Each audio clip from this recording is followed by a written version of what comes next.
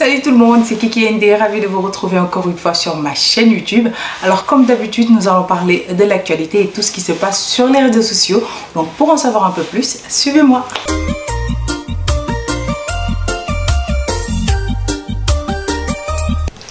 Alors les guys, nous allons parler de deux sujets. Vidéo, mais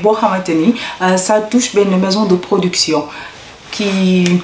Comment je peux dire ça? Maison de production Marodi. Voilà, Marodi ñi nga xamantene ñom lay waxtane tay sama vidéo si Aqua Marodi lañuy liggéey ou bien kenn ci ñom fa la doon liggéey. Donc je vais commencer l'histoire ak ki nga xamantene mom modi Marème Dial. Comme vous le savez, Marème Dial faisait partie de la saison Maîtresse d'un homme marié 1 ak 2. Donc c'est pas la peine que je revienne dessus parce que ñepp xamone nañ ki nga xamantene mom modi Marème Dial ak rôle bu important bi mom ci biir série bi. Mais ñu gis ni que 3e saison bi ni Marème Dial ne figure pas dans la série. Donc, question y commencé, du internet, ils se sont posé des questions, de même que les téléspectateurs. Tout le monde se demandait, elle est où Marème Dial, elle est où Marème. Et comme ça, du jour au lendemain, Marème nous fait une petite publication pour nous faire savoir qu'elle ne fera pas partie de Maîtresse d'un homme marié saison 3. Le pourquoi, elle ne l'a pas dit, petite publication Boboulon, mais on a vu qu'il y a dans la série Pod et Marichou, il y a une publication de je pense que l'expression ça se dit comme ça pour dire qu'il ne faut pas oublier d'où l'on vient, qu'à peu près que ce sont eux qui ont créé Marème Dial. Bon bref, ça c'est un autre débat. Donc après ça il y a eu beaucoup de polémiques et tout. Donc Marème Dial di génnaat encore une fois de suite defaat beneen publication où elle explique un peu plus le pourquoi beaucoup de saison 3 de Maîtresse d'un homme marié. Donc elle a fait savoir que elle ne va pas travailler avec li nga xamanteni ñom ñoo di comment je peux dire maison de production yi nek ci li nga xamanteni mom modi série pour après xeyna d'ici quelques années bu fébaré elle va être obligée de demander qu'on ouvre une cagnotte pour pouvoir lui sauver la vie, etc. parce que gis nañu fi artistes yu bari yo xamanteni leur vie c'est fini comme ça, dañu fébar ken faju len ba nonu ñu décédé parce que c'est une mutuelle, etc. demeewul noonu. Donc aujourd'hui cela prouve que ñi nga xamanteni rek ñom ñoo nek ci milieu bi di jëm ci walum cinéma, etc. dañ leen wara jox seen gëdd parce que ce sont des gens très importants. Donc comme je vous le disais, on a l'affiche en même temps, comme ça vous allez voir sa publication. Et elle a fait savoir aussi que salaire bin ko don fay, je pense que c'est entre 300 000 francs si je ne me trompe. Lolu mënalu ko dara. Donc à cause de ça, elle est partie tout simplement et que Moulolo tax beaucoup de Maîtresse d'un homme marié. Et de là, Sénégalais ils ont riposté, commencé par exemple sous Marodi d'aller doubler bien les publications sur les réseaux sociaux, tu commentaires on voyait tout le temps on veut Marème, Marème sans Marème ci li nga xamanteni mom modi Maîtresse d'un homme marié, série bi neexul, etc. qu'on se dise la vérité, Marème ci Maîtresse d'un homme marié saison 1 ak saison 2 bi mom mo nekkon xorom bi, c'était le sel. Buy dem ci lépp di dem ci gâteau di dem ci salé. Donc nekkoon na ci personnage bu am importance. Donc tout le monde voulait qu'elle revienne. Donc polémique bi beuri, wax bi beuri sur YouTube, Facebook, Instagram, etc., etc. Et au fil du temps, on a vu qu'il y a itamit production bi di Marodi TV mom tamit dal di def ben publication di xam leen que ñom seeni actrice dañ leen di tek wala acteur dañ leen di tek ci condition yu bax dañ leen di fay xaliss bu baax. Donc problème Marème Dial ak série Maîtresse d'un homme marié, ce n'est pas à cause du cachet parce que ñom dañuy fay sen artiste comme il se doit. Donc mom loolu la génn wax. Après ça, il y a quelque chose de gênant qui est sorti. Non mais de très gênant. Une vidéo de Marème Dial qui fait un freestyle, je sais pas, des raps, oui, je sais pas. Comment idée pour nous faire un truc pareil, mais quand même c'était pas la peine. C'était vraiment pas la peine parce que moi quand j'ai regardé la vidéo j'étais comme ça. Genre je voulais pas regarder quoi. Parce que je trouve que juste la publication qu'elle avait faite, c'était assez suffisant. C'était pas la peine d'en rajouter indi ay vidéo xam nga wax ci rap nan man may Marème Dial man may maîtresse xawma lan nu ñuy jouer série Maîtresse bu tudd Maîtresse d'un homme marié sans la maîtresse, je sais pas quoi et quoi, genre il y avait trop de blablabla et de tralala. yoo xamante ne c'était pas la peine mais aussi amoon na benn partie positive mooy le fait que mu wax si li nga xamante ne moom mooy di dépression bi mu vivre comme vous le savez Marème a fait savoir que dafay amee ay dépression donc ça c'est une maladie il y a des gens qui sont dépressifs donc mu nekk feebar boo xamante ne on n'en parle pas trop parce que am na ci ñu ci bëri ñoo xamante ne ça les gêne donc ruus nañ toog di wax ne ni que feebar boobu moo leen dal alors que il faut vraiment en parler donc elle a porté ce combat et c'est quelque chose à saluer et à dire que c'est vraiment bien et qu'elle a qu'à continuer à faire ça mais li tax nit ñi blâmer vidéo bi mu def c'est le fait que mu ñëwaat encore ci affaire maîtresse d'un homme marié pour nous reparler encore du fait que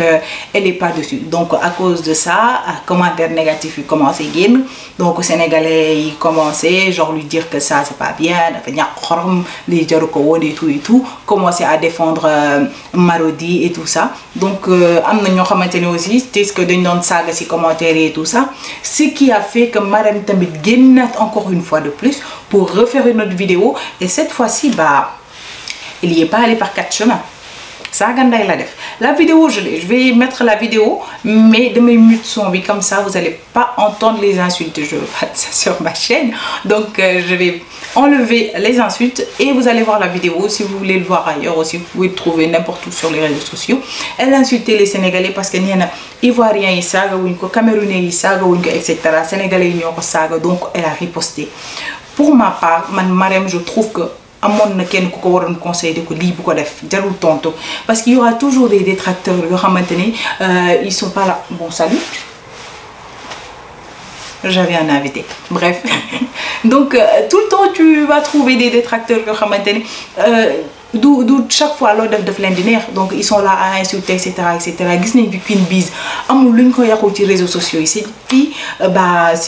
c'est un monument Queen Biz kooku rek ko war a féliciter décorer ko pas parce que elle a beaucoup enduré donc Marème c'était pas la peine de répondre ni d'insulter des Sénégalais parce que am na Sénégalais yu bëri yoo xamante ne elles t'ont défendu man ci laa bokkoon keneen ak keneen ci la bokk elles t'ont encouragé donc c'était pas joli à faire surtout nga nekk benn nit boo xamante ne tu as des fans il y a des gens qui te regardent qui t'admire donc am na yoo xamante ne kenn waru ko def surtout ay affaire de saga ak nanana donc voilà quoi continue ta vie Marodi mu ngi continuer ak production concernant maîtresse d'un homme marié ça se passe bien mais toi tourne la page trouve autre chose à faire et c'est tout c'est pas la peine de nous rabâcher ça tout le temps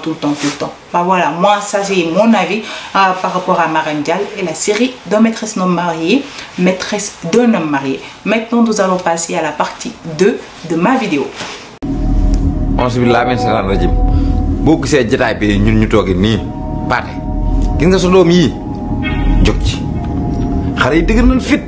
sañ nañu dinañ def sa doon tàggoo respecté wuñu mag ñu ngi def loo xamante ne nag seen bakkan xaj na ci. donc là ñu ngi ci partie de vidéo bi ça tourne toujours autour de Marodi parce que bi yoon polémique bii nii dafa laal benn acteur boo xamante ne ci production Marodi la nekk ci série Adja muy Doudou. Donc on connaît tous Doudou de la série Adja moom mooy doomu Adja ak Pathé Sène on le connaît ci ànd bi ànd ak Ngor et cetera drôle et tout donc bref damay wax ci dama ko dugal ci partie wu Marodi rek mais c'est pas seulement aussi ci Marodi mais je veux parler en globalité des Sénégalais ou bien même des célébrités yi nga xamante ne léegi dafa am benn tendance bu xew quoi en fait c'est de se filmer son sexe filmer ses fesses ou bien filmer nekk di def des ébats sexuels on le filme comme ça garde ko ci seen téléphone mais c'est quoi le but? Moi je veux une réponse, ça c'est ma question. C'est quoi le but de se filmer? De filmer ses parties intimes ou bien de filmer l'acte sexuel en elle-même? te xam na ni que lu nekk ci portable mën na réer mën nañ ko sàcc ou bien mën nga ko transférer nit koo ko transférer ko keneen ba loolu dem ce qui est arrivé à Doudou parce que temps yi passé on avait le boom de l'homotif donc tous les jeunes étaient dans l'homotif des jeunes de 14-15 ans 16-17 ans qui se filmaient en train d'avoir des relations sexuelles yëf yi daal di publier wu dans la place publique comme ça genre gratuitement ñu jóge ci loolu pareegu ñu maintenant Clubhouse moo xew. Mais vous les gens de iPhone, c'est quoi le problème? Maintenant Clubhouse moo xew parce que Doudou sa vidéo vient de là-bas parce que dafa amoon benn xale bu mu doon waxal sur les réseaux sociaux muy Clubhouse boobu noonu une jeune fille qui n'est pas ici donc gis nañ sax Adamo def si benn vidéo pour expliquer un peu plus en détail parce que moom yooyu moom sawar na si comme vous le savez te aussi c'est un peu bien moi je suis un peu d'accord avec lui parce qu'il va permettre à des gens ñu bañ a def di filmer yooyu noonu parce que dinañ xalaat ne que am na benn Adamo am na benn Kocc Barma bu nekk à côté mais on dirait que ça suffit pas seen vidéo yi ñu posté nit ñi di ko gis dafa mel ne dafa am ñeneen ñu muy ràngati pour ñu def ko ou comme si la célébrité pour que nga gën a suivre pour que nga gën a am daraja il faut que nga wane say arwa lan la seen taat yi ngeen di génne pour lan la on n'a pas besoin de voir ça gardez votre intimité entre vous vous n'avez pas besoin de filmer ça vous vous voyez nu tous les jours kuy dem di sangu ji di nga gis sa bopp nu est-ce qu'on a besoin de voir ça nous bah non donc arrêtez à un certain moment donné Doudou vidéo mbi nii ñaaw na c'est pas joli xam nga di nga am benn moment de gêne pendant 1 mois 2 mois après mu jeex ñu fàtte la kenn ñoo def beneen vidéo mais il faut arrêter parce que am na ay xale yoo leen di seetaan am na ay xale yoo xamante ne si yéen la ñuy roy donc am na yoo xamante ne waru leen ko def surtout des gens nit da ngay am tuuti pudeur am na loo xamante ne yaa ko war a mën a bañal sa bopp li nga xës a dem ba mu nekk intimité parce que intimité lañ koy woowee donc c'est soxlawuñu muy nekk dans la place publique wala que nga def ko ba pare jël ko di ko envoyer sa benn xarit sa xarit boobu loolu t'essaies de lui prouver quoi que tu couches avec quelqu'un ou bien que sexe diw nii la mel. Mais après loolu vidéo yi dem tout le monde va se partager tu vois dans les réseaux sociaux instant bii nii ça parle que de Doudou envoyez-moi la vidéo je veux voir Doudou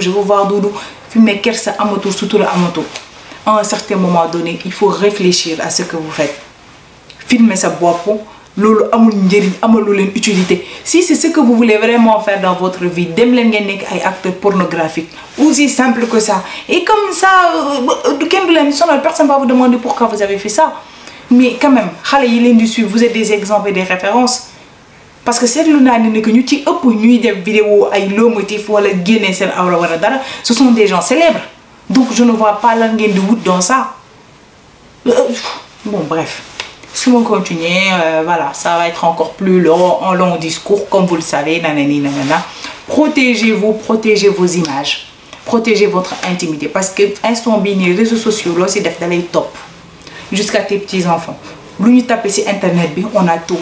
Donc protégez-vous, protégez vos enfants, protégez vos frères et vos sœurs ak ñi nga xamante ne ñoo leen di suivre, ñi nga xamante ne ils vous admirent. C'est quelque chose de très important. Donc voilà pour ma vidéo d'aujourd'hui. C'était pour parler de Marème Dial ak ki nga xamante ne mooy Doudou mais en même temps laa xaale si li nga xamante ne rek moo di vidéo yi xew léegi vidéo sexuelle yi nga xamante ne mu ngi ci internet bi un peu partout. Donc réfléchissez par rapport à ça donc ngeen bàyyi ci xel bu baax a baax Marème Dial on lui souhaite aussi bon courage par rapport à sa maladie donc ñu ngi koy ñaanal rek mu mën a dépasser niveau bii di am leneen loo xamante ne moo gën ci li mu nekkoon et on souhaite aussi bon vent à maîtresse d'un homme marié et moi sur ce je vous donne rendez-vous très bientôt et je vous fais de gros bisous. Mouah.